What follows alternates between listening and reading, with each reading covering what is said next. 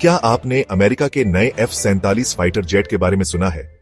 ये है अगली पीढ़ी का स्टील्थ फाइटर, जिसे F-22 रैप्टर को रिप्लेस करने के लिए बनाया गया है। इसकी स्पीड है माक 2 प्लस और रेंज है 1800 किलोमीटर से ज्यादा। इसमें है AI टेक्नोलॉजी और ड्रोन स्वार्म कंट्रोल, यानी इंसान और मशीन की जोड़ी। अब सवाल ये है, भारत क्या कर रहा है? भारत पूरी ताकत से स्वदेशी लड़ाकू विमान बना रहा है, जैसे तेजस, और आने वाला है MCA। एक्सपर्ट्स मानते हैं कि भारत आने वाले कुछ सालों में पूरी तरह से आत्मनिर्भर हो सकता है फाइटर जेट्स में।